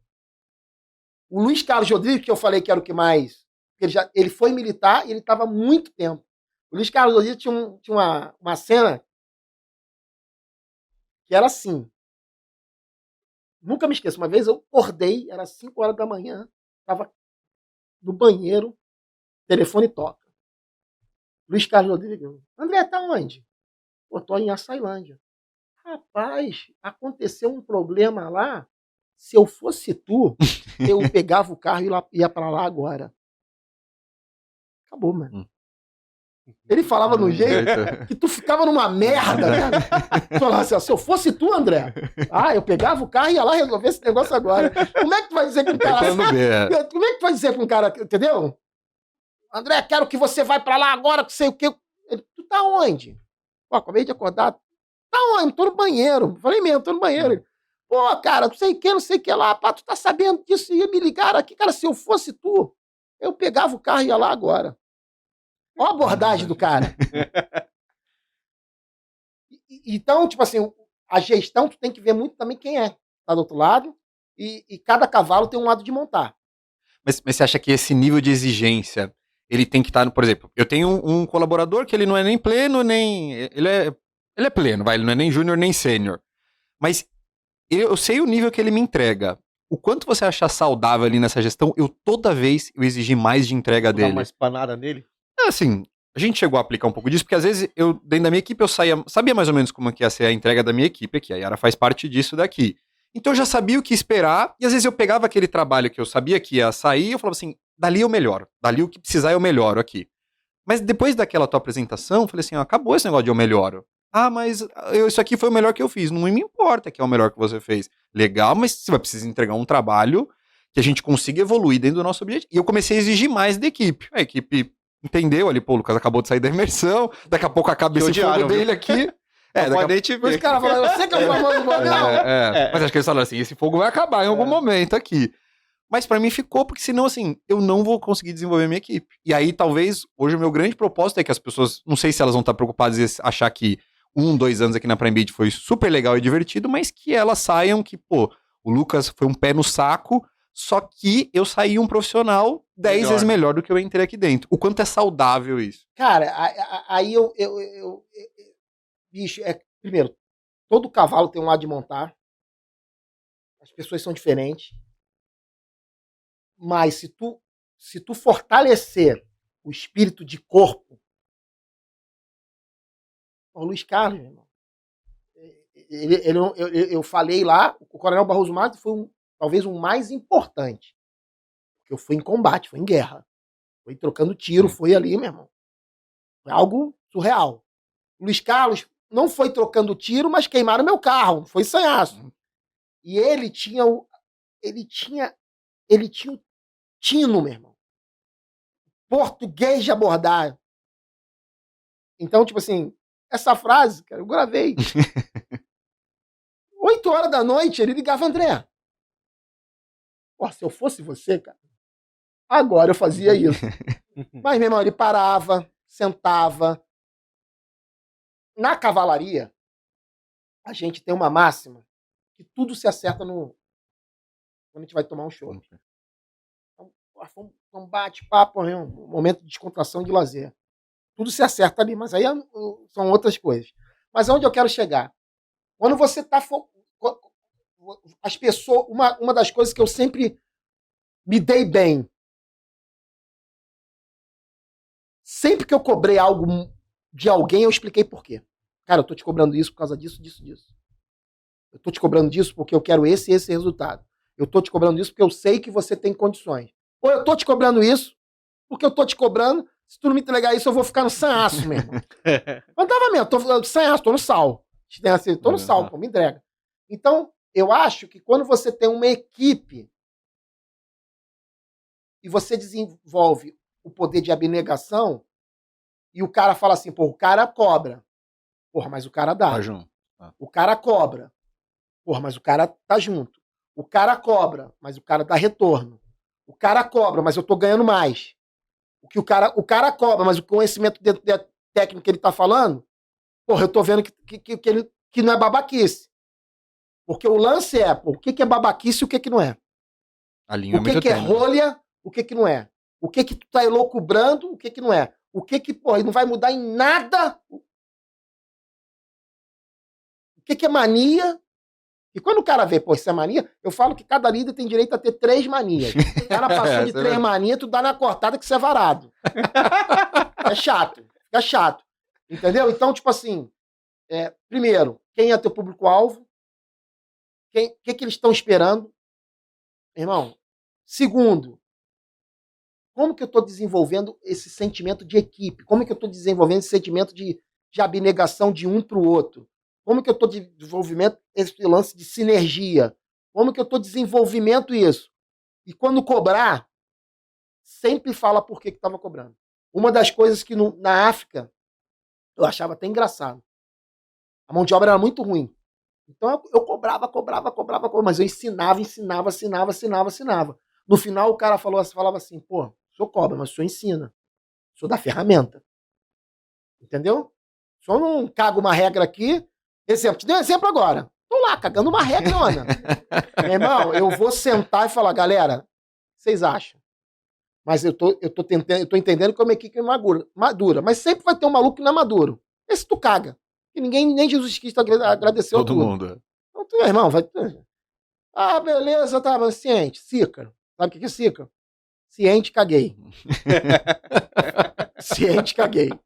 Entendeu? Ciente, mas caguei. Prossegue aqui. Então, tipo assim, e eu sou um cara muito crítico. Meu chefe atual, ele fala, caramba, se o André... Vamos fazer uma reunião aqui, vamos mostrar para o André. Se ele não criticar, aí eu tô até me... Eu falei, cara, tu tá me inibindo. Pô. Eu sou critico, não é critico, eu quero melhorar. Eu quero uma constância de melhora. Só que com a vida eu aprendi o que é melhor a rolha, o que é melhor a babaquice, o que é melhor aqui não vai mudar nada o resultado. Entendi. Então, tipo assim, não tem uma bola de cristal, uma fórmula do bolo. Mas eu acho que passa muito por isso. Qual é o nível de espírito de corpo da minha equipe? Eles estão entendendo o que eu estou cobrando, eles estão vendo o resultado. Isso que eu estou cobrando está dando resultado. E qual é o limite que eu tenho que ir? Porque senão tu espera a rosca. Agora, quando tu tá... Nas forças especiais a gente tinha uma máxima, né? São todos diamantes. Estou trabalhando com diamante. Pessoas que foram altamente selecionadas. Então o nível de cobrança para ele vai ser... Muito maior. Muito maior. Eu sei, não, mas a minha equipe não está toda nesse nível. Então como é que eu vou cobrar no mesmo? Mas existem vários filmes que os grandes caras que arrebentaram, pô, os caras pensavam fora da curva, cara. Os caras iam cobrando. Só que, tipo assim, o pecado que eu vejo às vezes é que o cara não dá um feedback. Eu tô cobrando isso por causa disso. Pessoal, lembra aquele negócio que eu cobrei? Olha o que aconteceu. Por isso. Que quando o cara faz o link do porquê, eu acho que a resposta dele é muito melhor. Até no curso de comando mesmo, quando eu fui instrutor, a maioria dos meus alunos gostam de mim. Porque eu sempre... Ele cagava o pau, eu dava ali uma ensandecida, eu falava, o senhor tá aprendendo isso por causa disso. Uma situação real, uma situação dessa, o senhor não pode fazer isso por causa disso. Você vai morrer, né? Não, é muito trabalho em equipe. Uma das coisas que quando eu pegava um aluno que ele achava que ele era bom pra caramba, e aí quando eu via que ele ficava na merda, eu falei, tá vendo? O senhor entendeu por que o senhor precisa dos outros? Muito bom. Aí vem o título do PREC, né? Ninguém é tão bom quanto todos nós juntos. Não dá, meu irmão. Tu não faz nada sozinho. E aquela sua frase que eu achei a máxima, que se deixou no quadro branco, que aquela eu levo até pro time lá, que é ser mais do que parecer. Aquela é... mas aquilo ali tem um estilo de liderança. Eu já vi que ele falou que não gosta dessa frase. Eu vi no... Não, eu não. Eu não. Falou? Eu não. Faça isso comigo. Não, eu vi um podcast que falou, pô, o Bodão falou da frase ser Maria, mas eu penso, tem uma... verdade. Tô de olho em vocês. Você não, verdade. Pensando antes de vir pra cá não tem uma papirada? Pô. Não, verdade. Tá vendo o ônibus esperando lá? Verdade. Mas uma coisa que eu prego aqui, por exemplo, a gente contrata muita gente muito júnior. Aí o cara chega aqui, ele vem de boné trabalhar. Ele vem parecendo um rapper trabalhar. Eu falo assim, cara, não é porque você é estagiário que tudo o teu contexto precisa ser estagiário. É diferente. Então, cara, vem arrumado, vem a postura, a comunicação, para de falar gíria, para de falar palavrão. Então é nesse contexto, cara. Já começa a se ter a postura de quem que você tá almejando. E o ser mais parecer, não tem como tu levar homens pra tomar tiro contigo se tu Sim. tu cai no primeiro combate, tu fica. Tu não lidera ninguém em combate pra trocar tiro, pra arriscar tua vida. Então não lidera ninguém se você só aparecer.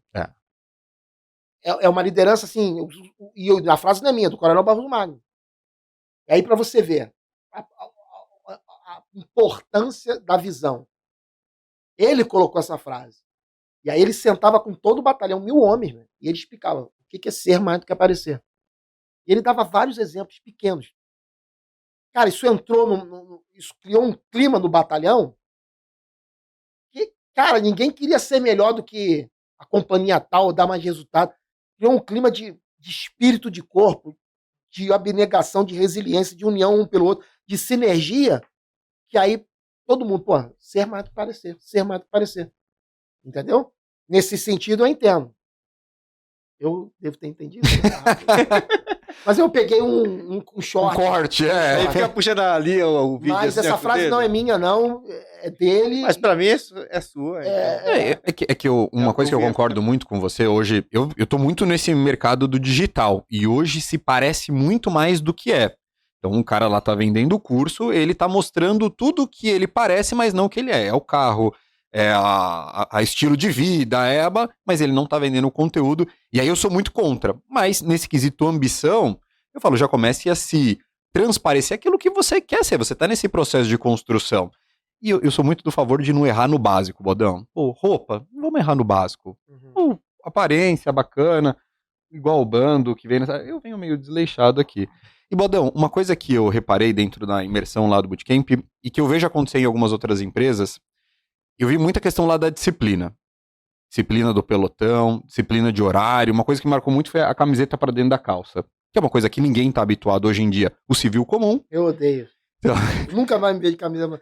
E lá... Eu nunca vou estar. E lá eu vi ali umas 4 vezes a equipe sendo chamada a atenção por conta disso, que aparentemente é uma coisa banal. E a gente nem sabia do porquê tava com a camiseta por dentro da calça. Mas todo mundo começou ali a entender que precisava ter o espírito de equipe. Eu acho que as pessoas queriam fazer parte daquilo e não queriam destoar. Tem um amigo meu aqui, que é o Garuti, que tem uma empresa de segurança que é FTEG, e ele tem um estilo muito militar ali dentro da gestão. E quando a gente até vai estudar hoje em dia sobre gestão, a gente acaba pegando as empresas mais modernas, né? Um Google, uma empresa de tecnologia, e a visão de gestão é talvez totalmente ao contrário. É de liberdade ao extremo, de menos verticalização possível, todo mundo está na mesma esfera, hierarquia cada vez é vista como uma coisa chata e ruim dentro da empresa. Mas, por exemplo, na empresa dele, eu vejo funcionar muito bem isso. Muito bem isso. E lá dentro do Bootcamp, os 3 dias, eu vi essa questão de disciplina ser levado, não vou falar o extremo, mas ser levada muito em consideração, uma equipe no último dia performando muito bem e no nível de estresse super tranquilo, porque já sabia o que tinha que fazer, já sabia da disciplina, do que era cobrada.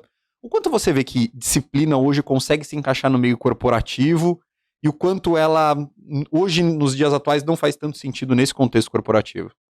Bom, antes eu vou falar para você, você pode pegar os grandes jogadores, os grandes ícones do esporte, os grandes líderes, todos vão falar disciplina. Para ser um grande esportista, o cara tem que ter disciplina. Concordo. Não vai ver nenhum grande jogador, grande líder. Pega o Ayrton Senna, disciplina. Disciplina. Então a disciplina não é importante. A disciplina no meio militar, ela tem um outro objetivo, né? Às vezes você vai mandar o cara morrer.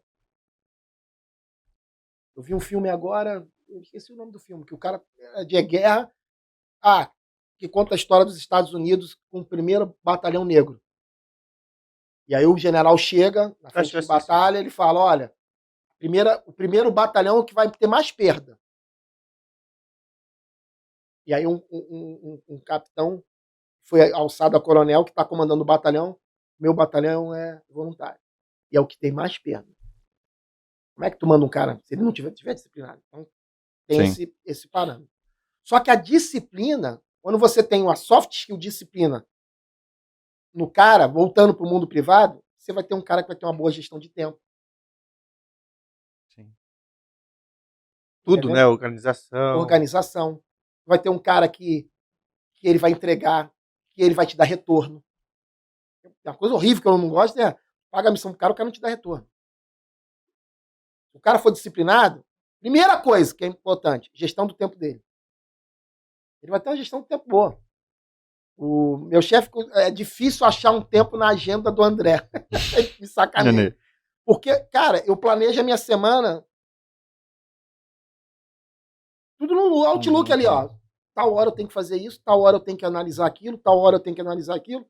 Aqui eu vou deixar 2 ou 3 tempos, sei lá, tal hora. Então, tipo assim, disciplina. Isso é só disciplina. Então, é disciplina da entrega, é disciplina de tentar fazer um documento mais detalhado, é disciplina de abnegar o sono. Disciplina é muita coisa, cara. E eu tô tentando lembrar. Eu vi um vídeo de um jogador norte-americano, acho que é de basquete. Eu acho que é o Kobe Bryant? Não sei se é o Michael Jordan, não sei, Magic Johnson. E ele fala, pô, bicho, tem que ter disciplina. Não adianta. Não. Até o Romário mesmo. Já viu uma entrevista do Romário que ele fala assim, ó. Nego vive, cobrava, fica. Mas, ó, na hora que eu treinava para aquilo que eu queria. Eu não. Na cabeça dele, o que ele tinha que ter de disciplina, ele não abnegava. Ele falava, eu não fumava, tomava uma cervejinha, mas eu não fumava, eu não fazia isso, eu não fazia aquilo, eu não fazia. O cara tá com 60 anos, mesmo, jogando futebol. Ele tinha disciplina, se tu vê um podcast dele, ele tem disciplina porque ele acha importante. O que ele não acha importante, ele não tem disciplina. Mas o que ele acha que é fundamental para ele tem disciplina. Bodão, Então, o alto rendimento precisa de disciplina.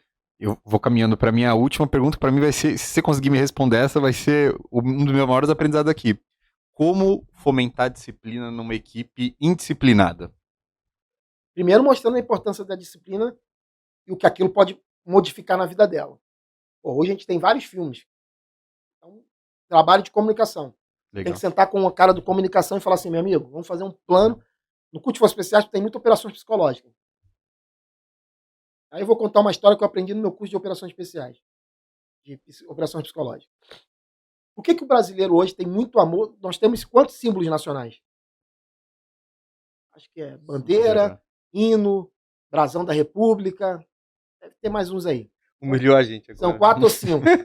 E o cara falou de um trabalho lá na década de 60 que foi feito para que o brasileiro adorasse a bandeira.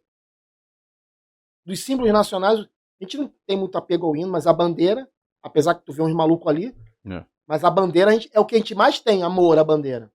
Foi um trabalho psicológico. Então tu tem que fazer uma campanha. Como tu conseguir... É um marketing. Como é que eu vou conseguir vender batata frita? Pô, bicho, como é que é o público-alvo? O que o público-alvo quer? Tem que fazer uma campanha. Tem que fazer um marketing. Tem que entender o público-alvo e entender quais são as campanhas que tu vai modificar aquele conceito. Se tu vai falar repetidamente alguma coisa, se tu vai fazer isso de uma forma estruturada. Agora, no meio militar é muito mais fácil. Tu faz um quadro de trabalho semanal, o cara entende o seguinte, é Pavlov. No meio militar, conhece Pavlov? Não. Pavlov foi um psicólogo que era assim, o cachorro comeu biscoito. O cachorro fez porrada. Tá. Então ele aprendia pela dor. Se eu faço isso, tomo porrada. Se eu faço aquilo, tomo biscoito. Meio militar no começo é meio assim. Se eu não fizer isso, estou punido no final de semana. Se eu não fizer isso, 1000 flexões. Se eu não fizer isso, estou no pernoite. Se eu não fizer isso, aí tu aprende, meu. Ele vai te disciplinar. E tem a Ordem Unida. A Ordem Unida, um dos objetivos dela é te disciplinar a receber um comando e executar. Entendeu? No mundo privado, cara, eu acho que é muito de uma campanha, de um trabalho de conscientização, de um trabalho de mostrar o efeito daquilo, de um trabalho de sentar com um grupo e de dar exemplo. Se tu quer que uma reunião comece na hora, tu tem que chegar na hora. Se tu quer que alguma coisa tem que ser feita, tu tem que dar o exemplo. Então, tipo assim, eu acho que vai por aí, né? No exército seria mais fácil. Não sei se eu respondi. Respondido. Deixa eu fazer a minha outra pergunta aqui. Na verdade, a gente falou no início, antes do começo do nosso podcast, sobre o BID. Eu Uhum. queria que você olhasse naquela câmera e falasse assim pro pessoal, para o prestador de serviço, ou até para o tomador técnico como você. Quais dicas que você daria, assim, olhando para ele assim, o que não fazer na hora de fazer uma proposta comercial, uma proposta técnica, fazer uma leitura, e para o tomador, como é que fazer um descritivo técnico? Só pro- Então, para o prestador de serviço, não faça isso. Tá. Se você recebeu uma proposta que alguém do outro lado, tomador, escreveu, não pega a tua proposta, copiar, colar e só vai mudando o nome e vai falando um monte de coisa. O que aquele cara escreveu? Tenta entender qual é o objetivo psicológico da cabeça daquele cara. Você tem que customizar. Você tem que customizar. Hoje eu estou recebendo proposta técnica que não estão nada customizada. Eu estou falando, ó, copiar, colar. O cara não entrega nenhum documento na sequência que eu pedi. Eu tenho que mandar de novo, olha, pô, não foi nessa sequência que eu pedi. Tem gente que nem olhou a proposta técnica. Ah, é um bid? Manda isso. Então, não faça isso. E aí começa a dar qualidade.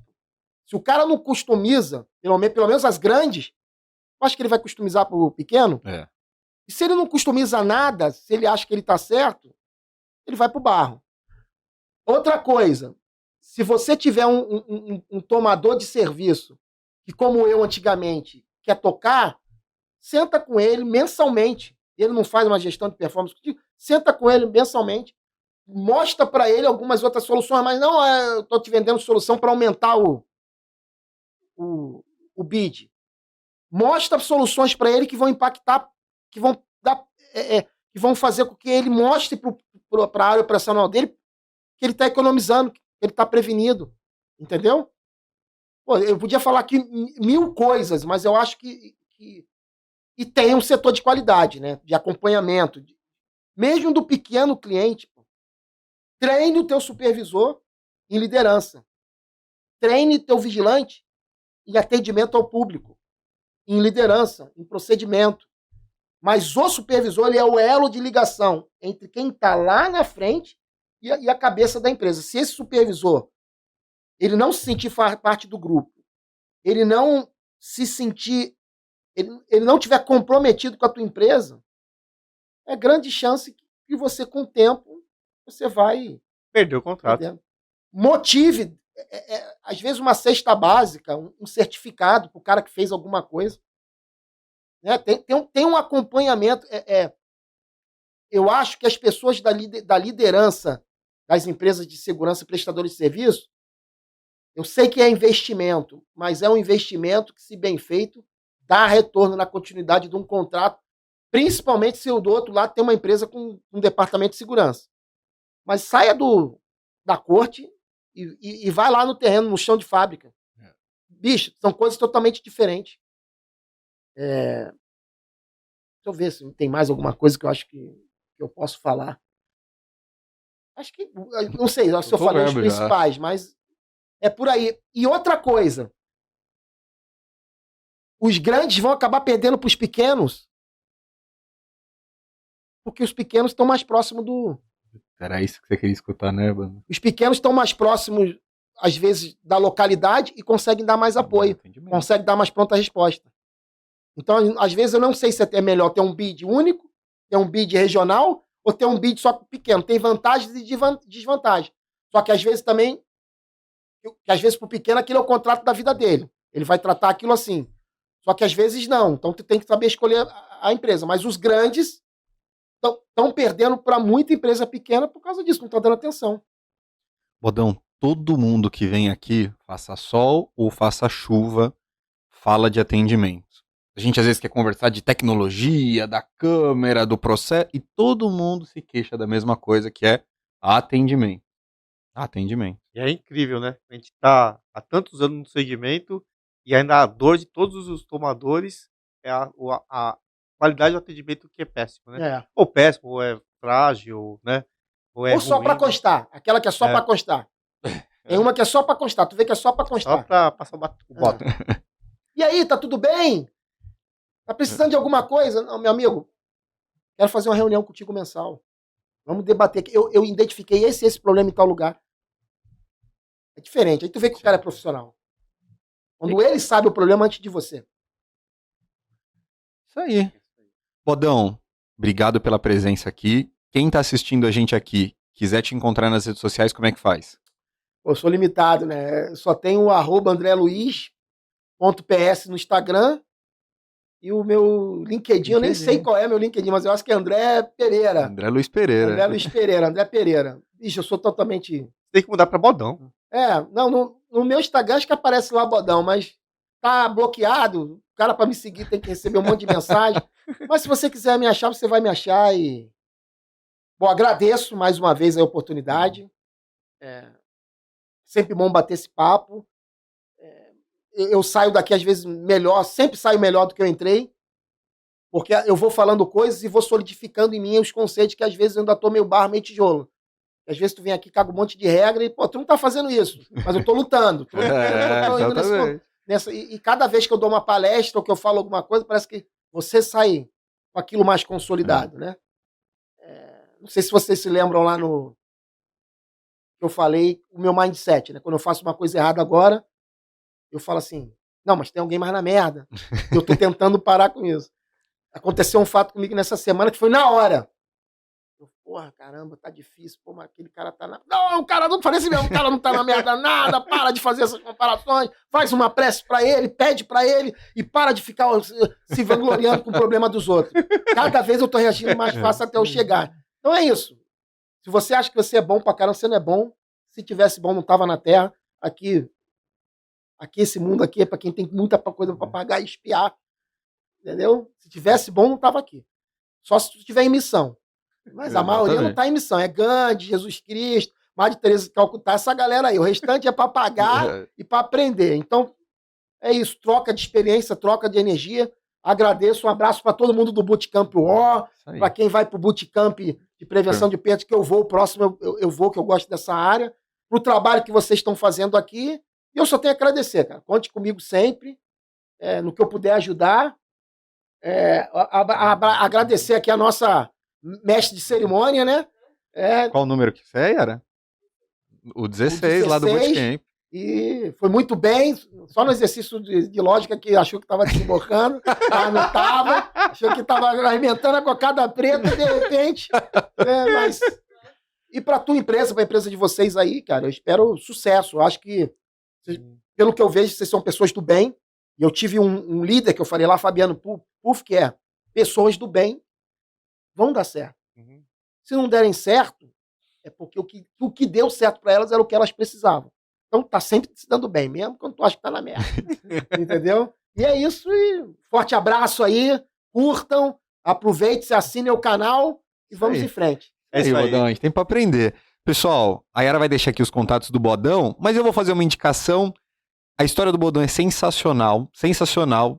Então, se você colocar lá Bodão aqui no YouTube, aqui na parte de cima, vai ver pelo menos umas 20 horas de podcast.